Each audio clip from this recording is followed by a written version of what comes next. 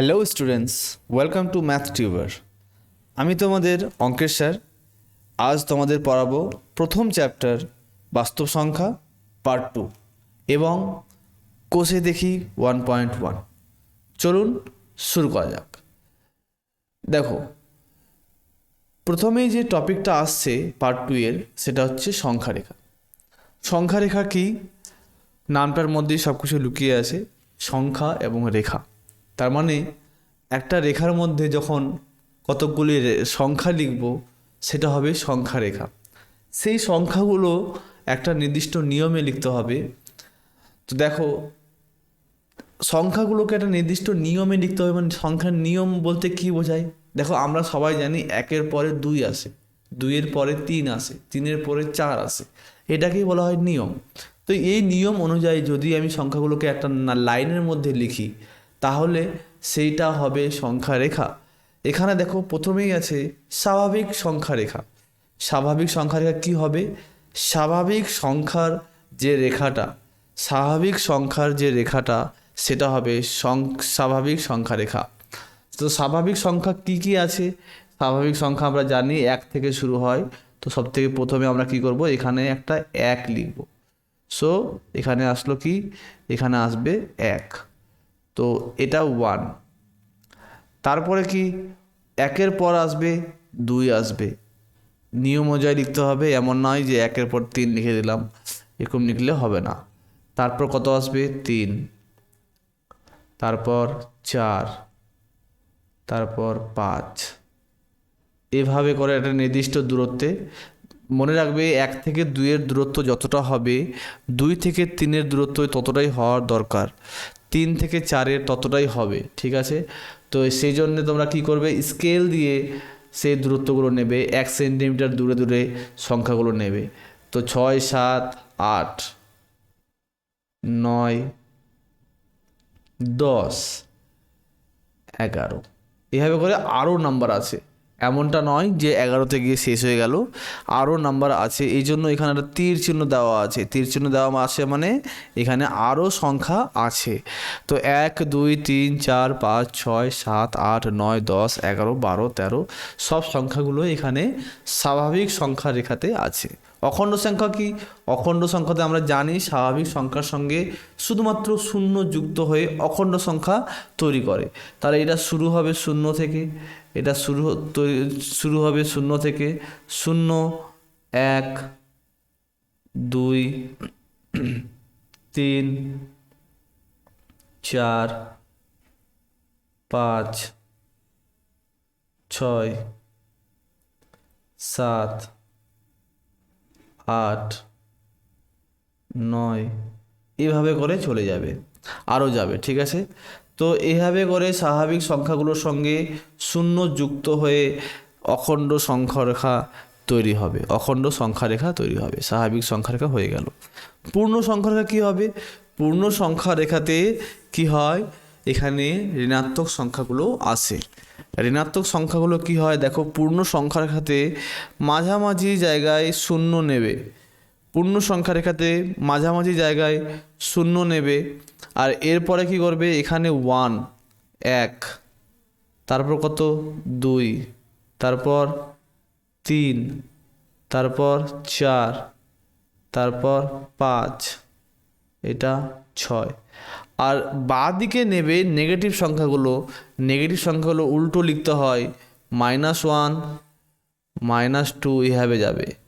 -3, -4, -5, -6 এভাবে করে যাবে। ঠিক আছে?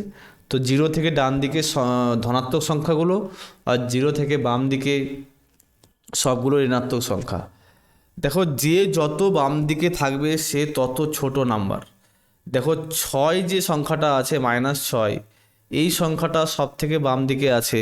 তার মানে এখানে যতগুলো নাম্বার তুমি দেখতে পাচ্ছ, -5, -4, -3 বা 0 বা 4 বা 5, সবার থেকে ছোট হচ্ছে 6, কারণ সব থেকে বাম দিকে ওই আছে। এবার তোমাকে যদি প্রশ্ন করা হয় যে বলো তো -4 ছোট না -1 ছোট, তো তুমি দেখো -4 বাম দিকে আছে, তো -4 ছোট হবে -1-এর থেকে, -1-এর থেকে -4 ছোট হবে। তোমাকে যদি প্রশ্ন করা হয় বলো তো 0 ছোট না -3 ছোট, তো দেখো -3 যে আছে, 0 ডান দিকে, -3 বাম দিকে, তো যে বাম দিকে থাকবে সে ছোট হবে, তো -3 ছোট, 0 বড়। তোমাকে যদি বলা হয় বলো তো 3 বড় না 1 বড়, তো দেখো 1 যে আছে, 1টা বাম দিকে আছে, 3টা ডান দিকে আছে, তো 1 হবে ছোট আর 3 হবে বড়। এ হলো পূর্ণ সংখ্যা। এবার আসলো মূলদ সংখ্যা রেখা। মূলদ সংখ্যা রেখা যখন আমরা নাম্বারগুলো লিখব, মূলদ সংখ্যা যেমন আমি বললাম 1-এর 2 বা 7-এর 8 বা 5-এর 3, এই সংখ্যাগুলোকে কী করে আমরা সংখ্যা রেখার মধ্যে লিখব, এগুলো আমরা সংখ্যা রেখার মধ্যে কী করে লিখব। পূর্ণ সংখ্যার ক্ষেত্রে খুব সহজ হচ্ছিল, 1 2 3 বসিয়ে দিচ্ছিলাম, কিন্তু যখন ভগ্নাংশ আসবে তখন আমরা কি করব, তো তখন আমরা যেটা করব সেটা হচ্ছে বৃহত্তীকরণ। সেটা কি বৃহত্তরীকরণটা কি? মূলদ সংখ্যা মনে করো আমি বললাম যে 1-এর 2, এটাকে মূলদ সংখ্যা রেখাতে লেখো 1-এর 2। তো 1-এর 2 মানে হচ্ছে যখন তোমাকে দেখতে হবে সংখ্যাটা প্রকৃত না অপ্রকৃত। তো প্রকৃত ভগ্নাংশ আছে এটা। প্রকৃত ভগ্নাংশ মানে হচ্ছে, প্রকৃত ভগ্নাংশ সবসময় 0 থেকে 1-এর মধ্যে থাকে। প্রকৃত ভগ্নাংশ সবসময় 0 থেকে 1-এর মধ্যে থাকে। তুমি কি করবে, প্রথমে আগে এখানে একটা এভাবে লিখবে 0 1 2 3, মানে পূর্ণ সংখ্যার লাইন লিখবে আগে, 4 -1 -2 -3 এভাবে।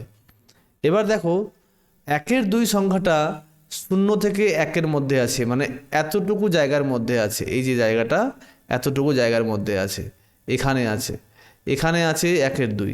তো তোমাকে খুঁজতে হবে 1-এর 2টা কোথায় আছে। তো সেই জন্য কী করতে হবে, এটাকে ম্যাগনিফাই করতে হবে, মানে বৃহত্তীকরণ করতে হবে। তো আমি কি করলাম, এই একটা নাম্বার লাইন নিচে নিয়েছি, সেটাকে কী করলাম, এখানে 0 লিখলাম আর এখানে 1 লিখলাম। এটা হয়ে গেলো 0 আর এটা হয়ে গেলো 1। দেখো 0 আর 1-এর মধ্যে ডিস্টেন্সটা এখানে কত ছোট ছিল উপরে, এখানে ডিস্টেন্সটা কত ছোট ছিল, আমি কি করলাম বৃহত্তর করে দিলাম। বৃহত্তর করলাম, 0কে এখানে নিয়ে আসলাম আর 1কে আমি এখানে নিয়ে আসলাম। স্কেল দিয়ে আমরা এইভাবে দেখিয়ে দেবো যে আমরা 1কে এখানে নিয়ে এসেছি, ঠিক আছে, স্কেল দিয়ে আমরা দেখিয়ে দেবো এটা। এবার তোমরা দেখতে পাচ্ছ যে 0 আর 1-এর মধ্যে যথেষ্ট গ্যাপ তৈরি হয়ে গেছে। তার মানে এবার আমরা প্রত্যেকটা সংখ্যাকে বলতে পারবো যে কোনটা কোথায় আছে, ঠিক আছে।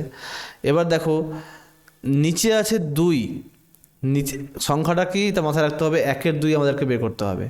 তো নিচে আছে 2, তো এই যে পোর্শনটা আছে 0 থেকে 1-এর মধ্যে 2 ভাগে ভাগ করতে হবে। তো দেখো মাঝখানে একটা পয়েন্ট নিয়ে নাও, তো সমান 2 ভাগে ভাগ হয়ে গেল। এখানে বলছে 1-এর 2, মানে 2 ভাগের 1 ভাগটা নিতে হবে। তো এখানে 1 ভাগটা হচ্ছে এটা, তো এই পয়েন্টটা হচ্ছে 1-এর 2, এই যে পয়েন্টটা সেটা হচ্ছে 1-এর 2, এই যে পয়েন্টটা আমি গোল করছি বড় করে, এই পয়েন্টটা হচ্ছে 1-এর 2। তো সংখ্যা রেখায় এভাবেই আমরা লিখব 1-এর 2 কী করে হলো। এবার আমি একটা অন্য সংখ্যা নিচ্ছি, নিয়ে নিচ্ছি, যেমন একটা ধরো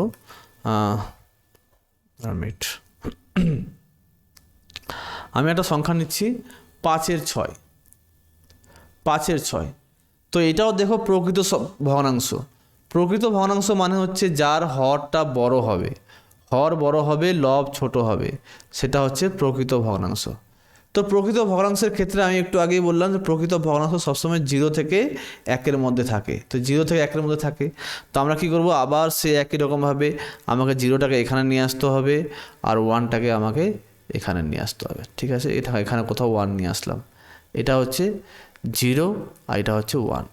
এবার 5-এর 6 করতে হবে, তো আমাকে এই লাইনটাকে 0 থেকে 1-এর মধ্যে 6 ভাগ করতে হবে।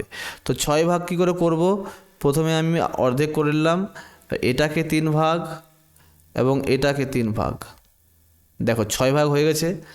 এটা হচ্ছে 1-এর 6, এটা হচ্ছে 2-এর 6, এটা হচ্ছে 3-এর 6, এটা হচ্ছে 4-এর 6, এটা হচ্ছে 5-এর 6, আর এটা হচ্ছে 6-এর 6, 6-এর 6 মানে 1, 6/6, তাই না? 6-এর 6 মানে 1, তো এটা 1 লেখা আছে, তো মিলে গেছে। তো এই সংখ্যাগুলো হচ্ছে এগুলো। 5-এর 6 তাহলে কোনটা হবে? আমার পয়েন্ট দরকার কোনটা? এটা হচ্ছে পয়েন্ট, এটা হচ্ছে 5-এর 6, হয়ে গেল, 5-এর 6 পেয়ে গেলাম। তো এইভাবে করে আমাদেরকে মূলদ সংখ্যা বের করতে হবে, এইভাবেই আমাদের মূলদ সংখ্যা বের করতে হবে। আরেকটা উদাহরণ নিই, যেমন আমি বললাম যে 5-এর 3। এবার দেখো এটা কিন্তু অপ্রকৃত ভগ্নাংশ, এটা হচ্ছে অপ্রকৃত ভগ্নাংশ। কারণ কি? কারণ উপরে বড় আছে আর নিচে ছোট আছে, তো এটা অপ্রকৃত ভগ্নাংশ। অপ্রকৃত ভগ্নাংশের ক্ষেত্রে তোমরা করবে কি, এটাকে মিশ্রিত ভগ্নাংশে নিয়ে যাবে।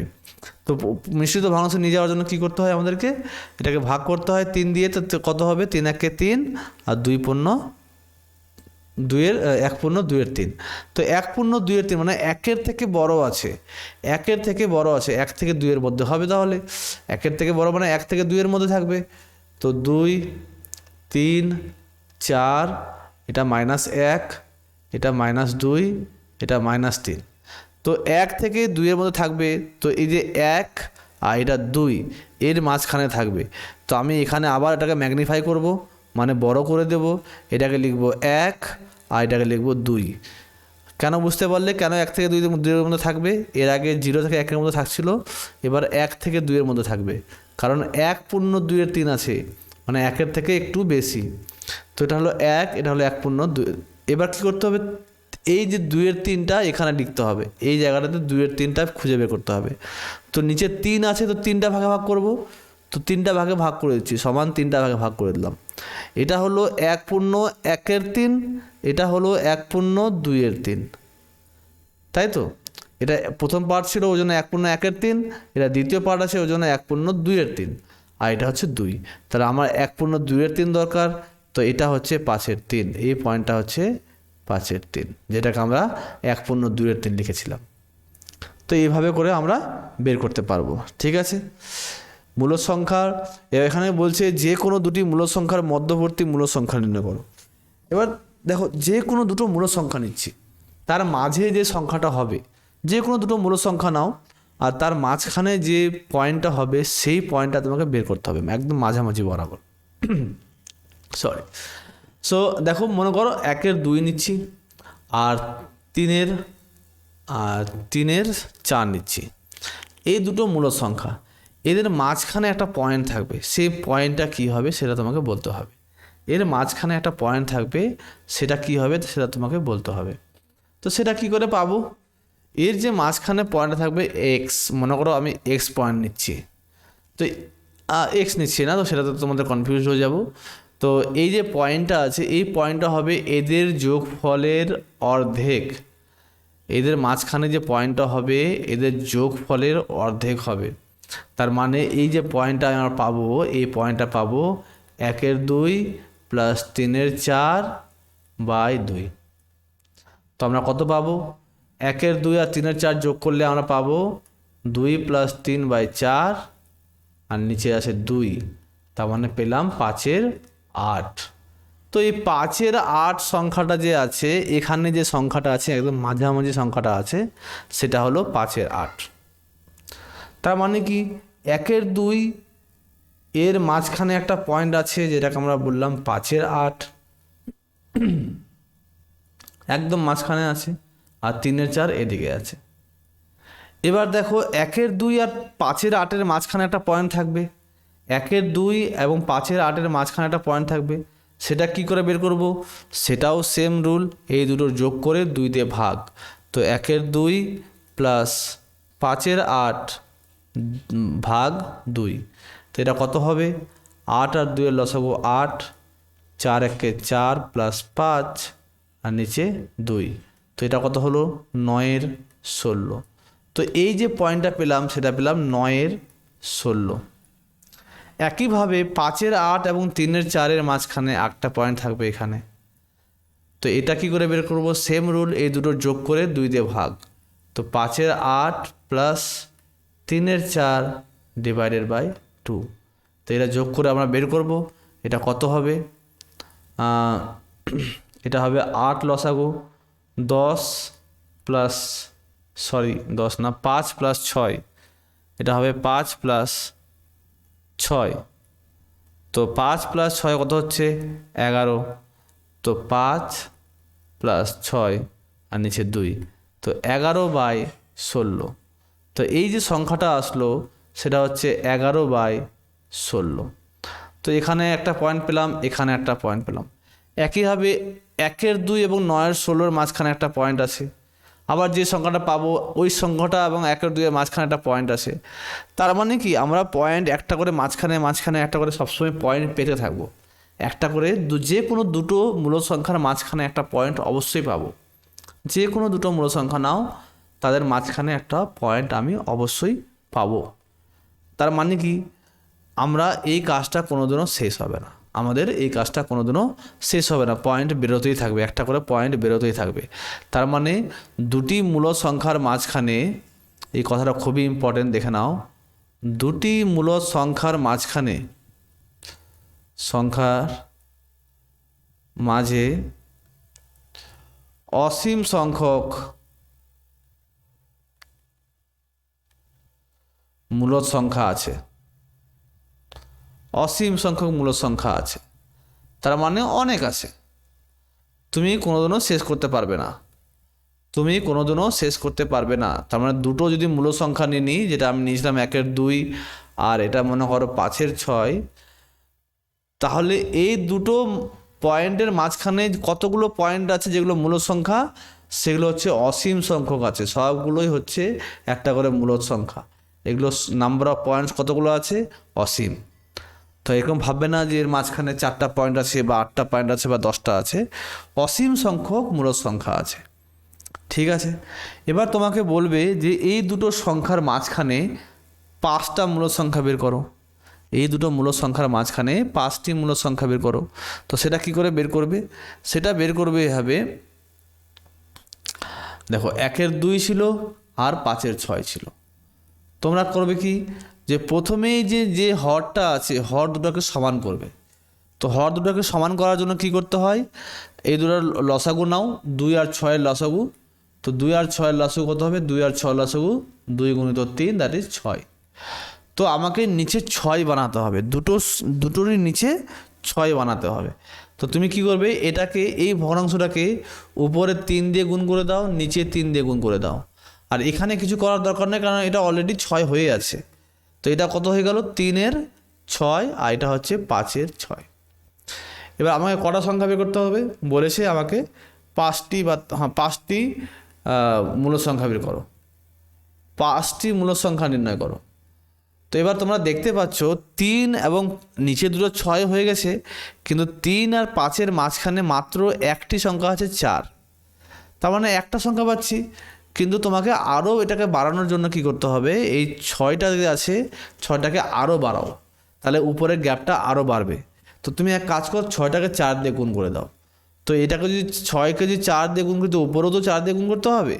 তো তাই করছি আমি। আর এখানে আমি 5 × 4 করলাম আর নিচে 6 × 4 করলাম। তো এটা কত হচ্ছে, 3 × 4 = 12 আর নিচে 6 × 4 = 24। আর এখানে 5 × 4 = 20 আর এখানে 6 × 4 = 24। এবার তুমি এখানে দেখো 12 আর 20-র মাঝখানে অনেকগুলো সংখ্যা চলে আসলো। আগে একটাই সংখ্যা পাচ্ছিলাম 4, কিন্তু এখন 12 আর 20-র মাঝখানে অনেকগুলো সংখ্যা চলে আসলো। তো যে মূল সংখ্যাগুলো হবে, মূল সংখ্যাগুলি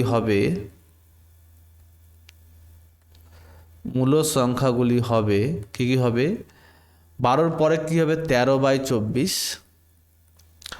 14/24, 15/24, 16/24, 17/24। দেখো 5টা হয়ে গেছে, আর লেখার দরকার নেই, কারণ 18/24 হবে, 19/24 হবে। তো ওই দুটো লেখার দরকার নেই, কারণ আমাদের 5টাই দরকার ছিল। তো এই মূল সংখ্যাগুলো কী হবে, 13/24, 14/24, 15/24, 16/24, 17/24। কারণ 12 এই প্রত্যেকটা সংখ্যা এই দুটোর মাঝখানে আছে, এই দুটো সংখ্যার মাঝখানে আছে। ঠিক আছে, এবার আসলো কোষে দেখি 1.1। এখানে কি বলছে, মূল সংখ্যা কাকে বলে। আমরা প্রথমেই বলেছিলাম, যে সকল বাস্তব সংখ্যাকে P/Q আকারে প্রকাশ করা যায় তাকে মূল সংখ্যা বলে। 4টি মূল সংখ্যা বলেছে, 4টি মূল সংখ্যা লিখতে বলেছে। তো 4টি মূল সংখ্যা কী লিখবো আমরা? দেখো 0 একটা মূল সংখ্যা, অবশ্যই 1 একটা মূল সংখ্যা, তারপর 1-এর 2 একটা মূল সংখ্যা এবং 1.2 একটা মূল সংখ্যা। প্রত্যেকটা কিন্তু একটা করে মূলদ সংখ্যা। আমি বলেছি, একদম আলোচনা করেছি খুব ভালোভাবে। তোমরা একটু ক্লাসটা রিপিট করো, পার্ট 1-এ গিয়ে ক্লাসটা দেখে নেবে যে মূলদ সংখ্যা কী জিনিস না জিনিস সব বুঝতে পারবে। কোশ্চেন নাম্বার 2 বলছে 0 কি মূলদ সংখ্যা? হ্যাঁ, এটা আমি পার্ট 1-এ করেছি, আমরা পার্ট 1-এ অলরেডি আলোচনা করেছি। 0 একটা অবশ্যই মূলদ সংখ্যা। তো 0 একটি মূলদ সংখ্যা। উত্তর হবে হ্যাঁ, 0 একটি মূলদ সংখ্যা, তাই না? কেন? এবার এখানে বলছে 0কে p/q জিরোকে p/q আকারে প্রকাশ করি। তো 0কে আমরা লিখতে পারবো 0/5 লিখতে পারবো না, কারণ 0কে 5 দিয়ে ভাগ করলে 0 হয়। তো এটা হয়ে গেলো p আর এটা হয়ে গেলো q, তো হয়ে গেলো p/q আকারে প্রকাশ। তো এটা লিখতে পারি আমরা, এটি p/q আকারে প্রকাশিত রূপ, যেখানে p = 0 এবং q = 5, তাই না? দেখো p উপরেরটা p আর নিচেরটা q, তো p = 0 আর নিচেরটা q = 5, বাস হয়ে গেল, খুব সহজ। কোশ্চেন নাম্বার 3 বলছে নিচের মূলদ সংখ্যাগুলোকে সংখ্যা রেখায় স্থাপন করো। তো কি করব এটাকে? প্রথমে যেটা আছে 0 আছে, এটা 1, এটা 2, এটা 3, এটা 4। আমি বলেছি আগেই যে এটা তোমরা স্কেল দিয়ে করবে, তোমরা এরকম হাত দিয়ে করবে না, ফ্রি হ্যান্ড দিয়ে করবে না, স্কেল দিয়ে মাপ নিয়ে করবে, ঠিক আছে? -1, -2, -3, -4, -5, -6, -7, -8 এটাকে লিখবে। আর 7 লিখতে বলেছে, তো এই পয়েন্টটা যে আছে এটা হচ্ছে 7, তোমরা দেখে দিবে যে এটা হচ্ছে 7, ঠিক আছে? -4 করতে বলছে, তো মাইনাস আবার করবে, একটা সংখ্যা রেখা লিখবে 0, 1, 2, 3, 4, 5, 6, 7, এদিকে -1, -2, -3, -4, -5, -6, -7। এবার দেখতে বলেছে -4 কোথায়, তো আমরা দেখতে পাচ্ছি -4 এই যে পয়েন্টটা, তোমরা এইভাবে করে -4 দেখে দেবে, -4, ঠিক আছে? এবার বলেছে 3-এর 5, 3-এর 5টা কী করে হবে? দেখো 3-এর 5, তো 0, 1, 2, 3, 4, 5, এখানে কি -1, -2, -3, -4, এইভাবে করে 3-এর 5 একটা প্রকৃত ভগ্নাংশ। আর প্রকৃত ভগ্নাংশ আমি বলেছিলাম যে সব সময় কোথায় থাকে? 0 এবং 1-এর মধ্যে। তো 0, 1কে আমরা ম্যাগনিফাই করব, এখানে লিখব 0 আর 1টাকে এদিকে লিখব, এটা 1, এটা একটু বড় করে দিলাম, 0, 1টাকে একটু বড় করে দেখালাম, ঠিক আছে? তোমরা দেখবে বইয়ের মধ্যে আতস কাজ দিয়ে বড় করে দিয়েছে। তো 3-এর 5, তার মানে এটাকে আমরা 5 ভাগে ভাগ করব, এটাকে আমরা ভাগ করব 5 ভাগে, 1 ভাগ সমান 5 ভাগে, 2 ভাগ, 3 ভাগ, 4 ভাগ, 5 ভাগ। দেখো এটা 1, এটা 2, এটা 3, এটা 4, এটা 5। তো প্রথমটা কি হবে? 1-এর 5, কেন 5 ভাগ করেছি, তারপরটা 2-এর 5, তারপরটা 3-এর 5, তারপরটা 4-এর 5, তারপরটা 5-এর 5, যেটা হচ্ছে 1, এটা 1 দেওয়া আছে। 3-এর 5 বের করতে বলেছে, তো এই যে পয়েন্টটা এটা হচ্ছে 3-এর 5, তা আমরা এই পয়েন্টটা পেলাম 3-এর 5, ঠিক আছে? নেক্সট 9-এর 2, 9-এর 2 কী করে বের হবে? দেখো 9-এর 2 হচ্ছে একটা অপ্রকৃত ভগ্নাংশ, তো আমরা কি করব? এটাকে মিশ্রিত ভগ্নাংশে নিয়ে যাব। তো এটাকে মিশ্রিত ভগ্নাংশে নিয়ে গেলে কি 2, 4, 8, 2, 4, 8, 1 নামলো, তো 1 পূর্ণ 2, 1-এর 2, তো 4 পূর্ণ 1-এর 2। তো আমাকে এটার যেটা বের করতে হবে সেটা হচ্ছে 4 পূর্ণ 1-এর 2। তো 4 পূর্ণ 1-এর 2 কী করে বের হবে? 4×1=2, তার মানে চারের পরে, 4×1=2 মানে হচ্ছে 4-এর পরে। তো 1 2 3 4 5 6, 4-এর পরে মানে 5-এর আগে, 4 5-এর মধ্যেই থাকবে। এবার দেখো 1/2 আছে, মানে 2 ভাগ করতে বলেছে, তো এইটাকেই আমরা 2 ভাগ করে নিতে পারবো। তো এই যে পয়েন্টটা মাঝখানে যে পয়েন্টটা, এটা হবে 4×1=2, তাই না? 2 ভাগের 1 ভাগ নিতে বলেছে, তো 4 আর 5-এর মাঝখানেটাকে 2 ভাগ করে দিলাম, আর যে পয়েন্টটা পেলাম সেটা হচ্ছে 4×1=2। ঠিক একইভাবে 2-এর 9 করতে বলেছে, এটা 4×1=2 হয়ে গেল। আচ্ছা, এদিকে তোমরা কিছু নাম্বার লিখে দিবে, 0 -1 -2 -3 -4 -5। এবার এটাতে দেখো 0, আবার একই রকমভাবে 1, 2-এর 9 বলেছে, 2-এর 9। আচ্ছা, এটাকে আমি এখানে করছি না, 2-এর 9 পড়তে করছি। 2-এর 9 কি বলছে? 2-এর 9 কী করে হবে? 0 1 2 -1 -2। এবার তোমরা বুঝতেই পারছো 2-এর 9 একটা প্রকৃত ভগ্নাংশ। তো প্রকৃত ভগ্নাংশ সবসময় 0 থেকে 1-এর মধ্যে থাকে। তো আবার 0 আর 1টাকে বড় করো, এটা হচ্ছে 0, এটা 1। এটাকে 9 ভাগে ভাগ করতে হবে, নিচে 9 আছে, তার মানে 9 ভাগে ভাগ করতে হবে। তো 9 ভাগে দেখো কী করে করবো, 1 2 3 4 5 6 7 8 9, দেখো 1 2 3, হ্যাঁ। তো এই পয়েন্টটা কত হবে? এটা হবে 1-এর 9, এটা হবে 2-এর 9, এটা হবে 3-এর 9, এটা হবে 4-এর 9, এটা হবে 5-এর 9, এটা হবে 6-এর 9, 7-এর 9, 8-এর 9, এটা 9-এর 9 মানে 1, ঠিক আছে? তো 2-এর 9 মানে এই পয়েন্টটা, এই পয়েন্টটা হচ্ছে এই পয়েন্টটা, এটা হচ্ছে 2-এর 9। ব্যাস হয়ে গেল। এভাবে করে বের করবো। 11-5, 11-5 কী করে বের হবে? 11-5 মানে আবার সে এটা অপ্রকৃত ভগ্নাংশ আছে, তো অপ্রকৃত ভগ্নাংশকে আমরা কী করব? ভাগ করে আমরা মিশ্রিত ভগ্নাংশে নিয়ে যাবো। 5 × 2 = 10, নিচে 1, 1×1=5, 2×1=5। এবার দেখো কী করব? 2-এর থেকে বড় আছে, তো 2 তো নিতেই হবে, 2-এর পরে নিতে হবে, তাই না? এটা -1, এটা -2, এটা -3। তো 1 আর 2-এর মাঝখানে আছে, 2-এর পরে আছে, তো এটাকে আমরা 2 নেব, আর এটাকে আমরা 3 নেব। তো দেখো 2×1=5 করতে হবে, তো 2 নিলাম এবং 2-এর পরেরটা 3। এবার 1-এর 5 মানে 5 ভাগে ভাগ করে নেব, 1 ভাগ, 2 ভাগ, 3 ভাগ, 4 ভাগ, 5 ভাগ।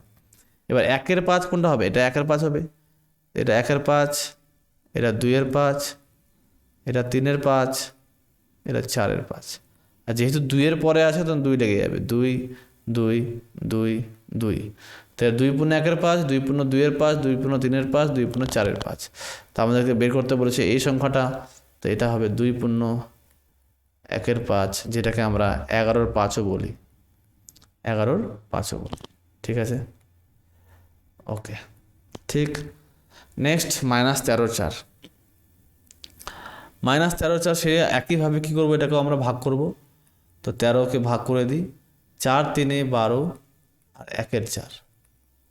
তো এটা কিন্তু মাইনাস আছে, তো এটা উল্টো দিকে হবে, এইদিকে হবে, এটা 0, এটা -1, এটা -2, এটা -3, এটা -4, এটা -5। তো দেখো এটা 4-এর পরে 3 পূর্ণ আছে, তো 3-এর পর -3-এর পরে হবে, মানে এদিকে হবে, তাই না? তো -4 থেকে -3-এর মধ্যে হবে। আর নিচে কি আছে? 4 ভাগ আছে, তো 4টা ভাগ করে দাও, 1 ভাগ, এই হলো। এবার মাইনাসের ক্ষেত্রে কাউন্টিং সবসময় ডান দিক থেকে বাম দিকে হয়, ডান দিক থেকে বাম দিকে হয়। তো এটা হচ্ছে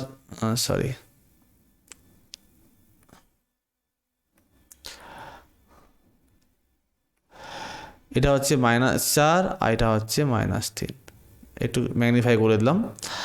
এবার এটা হচ্ছে কি, এটা 1 3 পূর্ণ, আমাকে যেতে হবে 3×1=4, তো এটা হবে 1-4, এটা 2-4, এটা 3-4।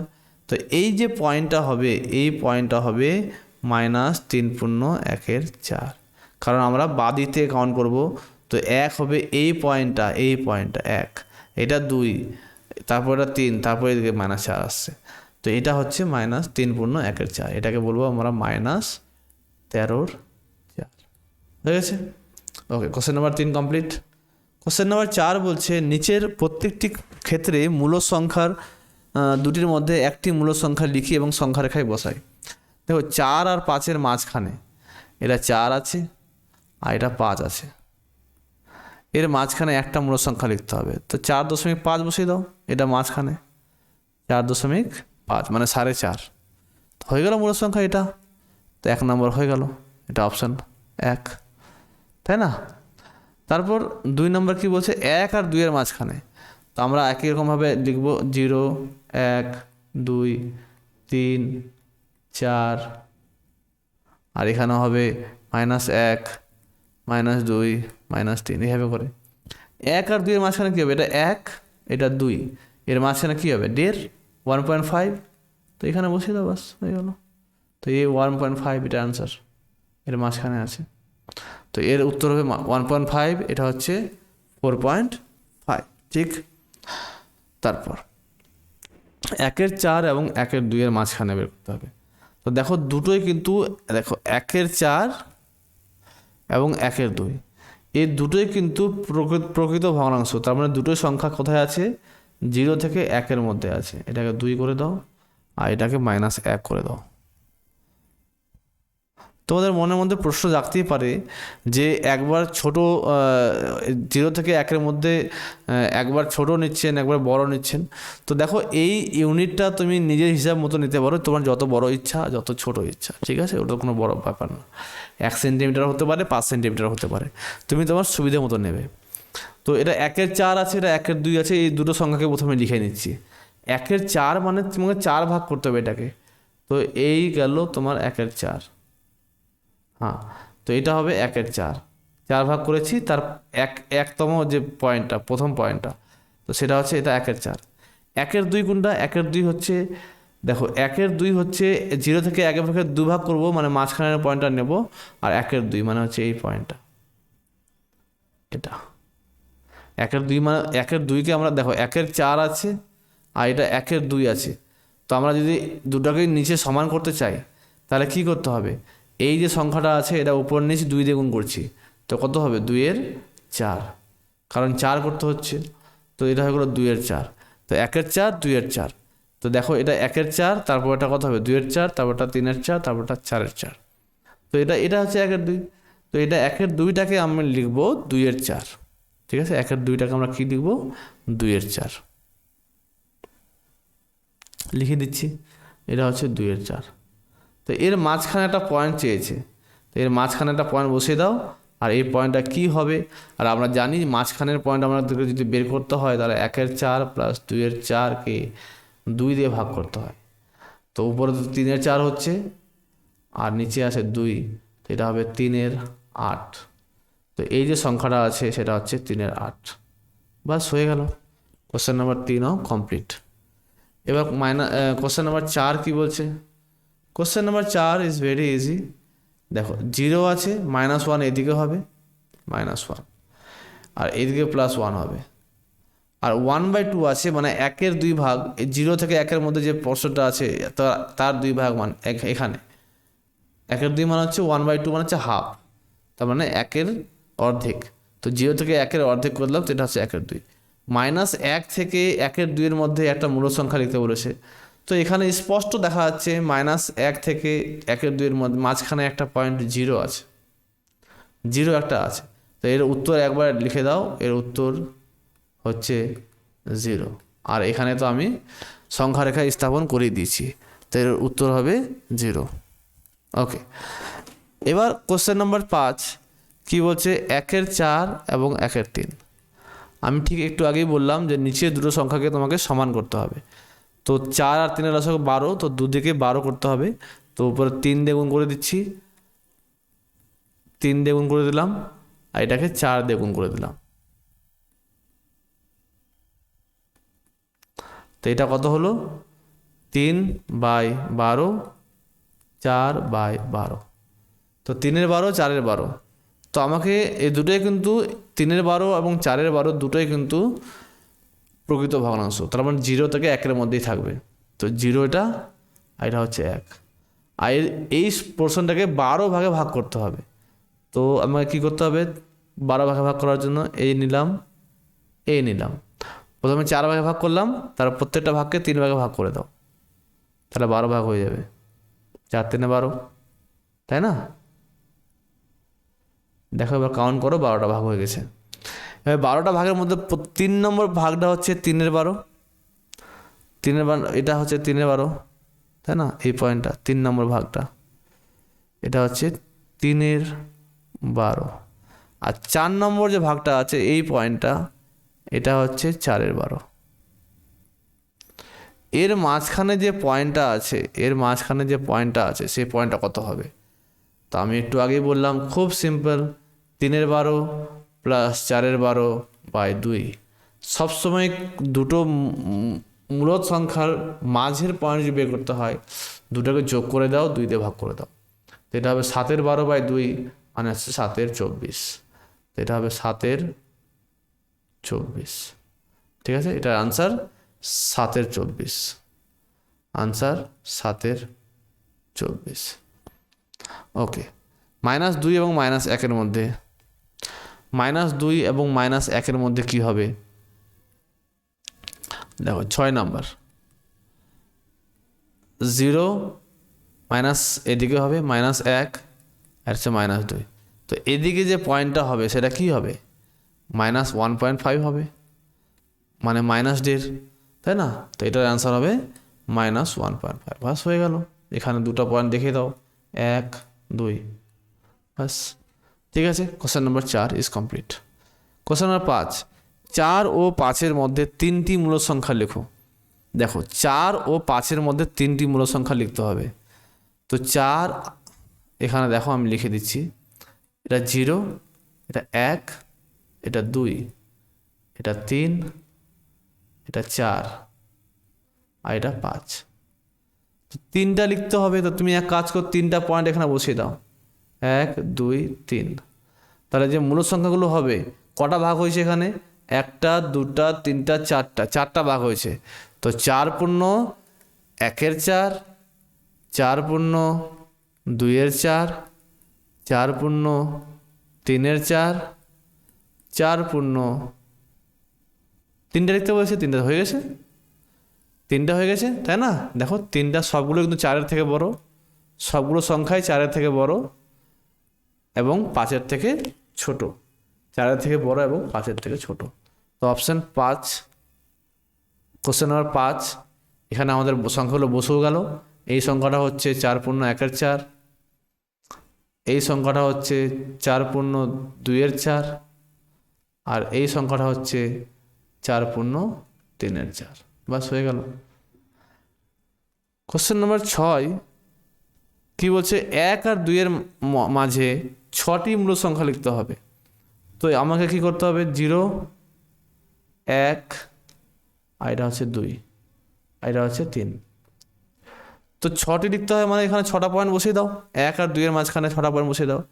তো 1 2 3 4 5 6, যটা পয়েন্ট বসাবে তার থেকে একটা বেশি ভাগ হবে। দেখো 1 2 3 4 5 6 7টা ভাগ হয়েছে, 1 আর 2-এর মাঝখানে 7টা ভাগ হয়েছে। তা ভাগগুলো কী কী হবে? প্রথম তো 1 আছে, 1টাকে নিতে হবে না। 1-এর পরে কী হবে? 1 পূর্ণ 1-এর 7,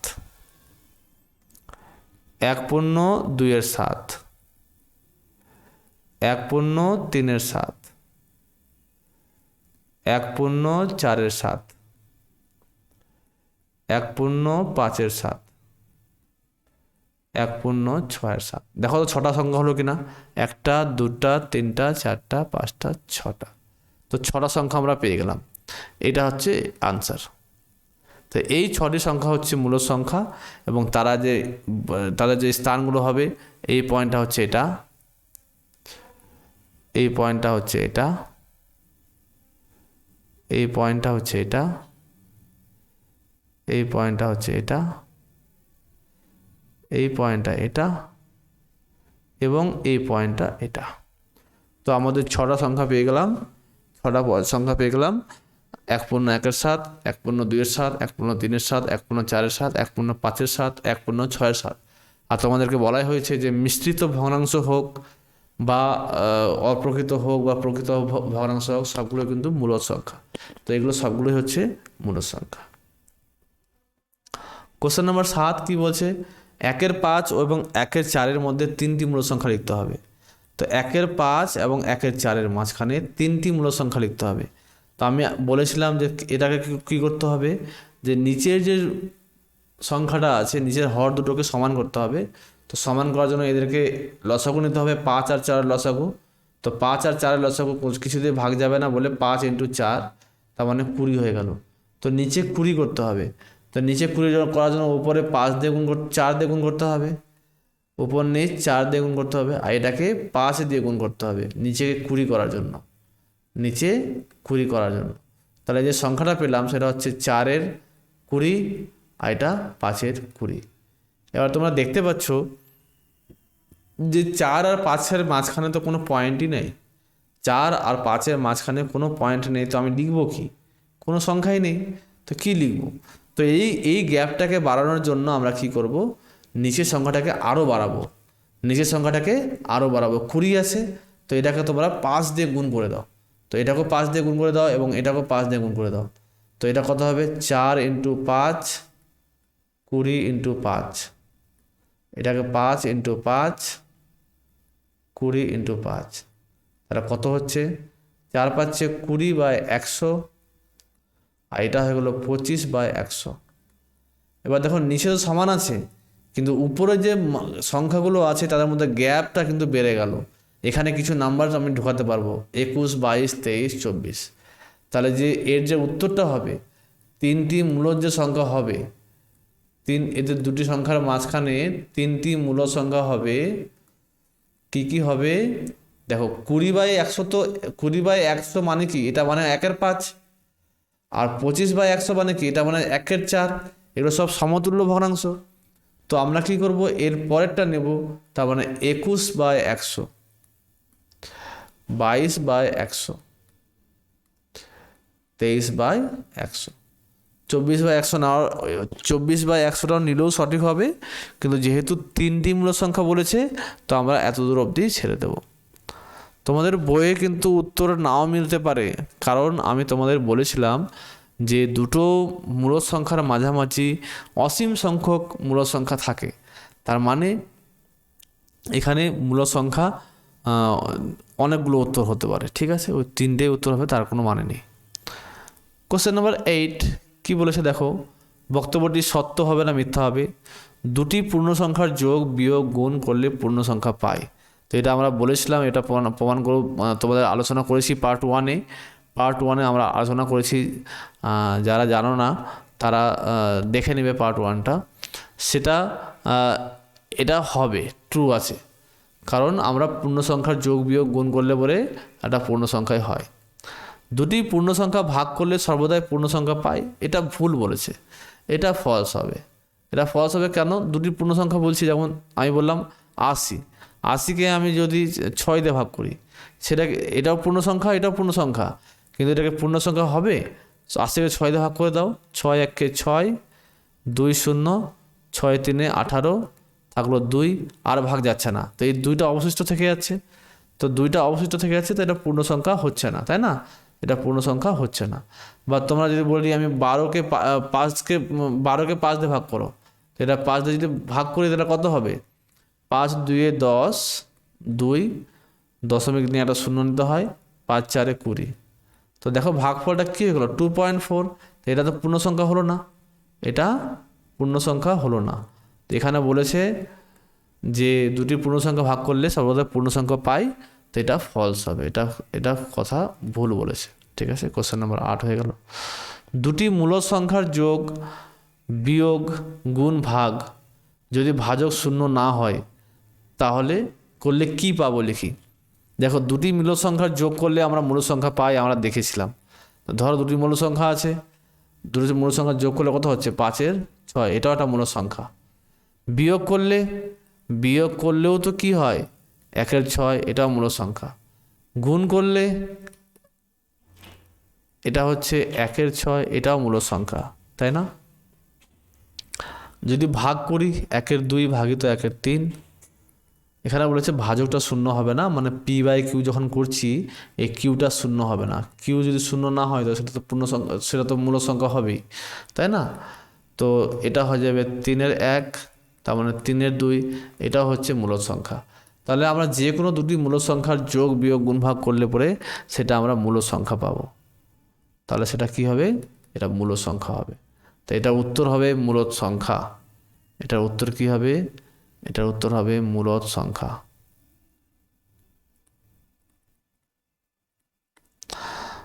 10। ঠিক আছে, এর পরের ভিডিওতে আমরা কোষে দেখি 1.2 আলোচনা করব। ধন্যবাদ সবাইকে এতক্ষণ আমাদের সঙ্গে যুক্ত থাকার জন্য।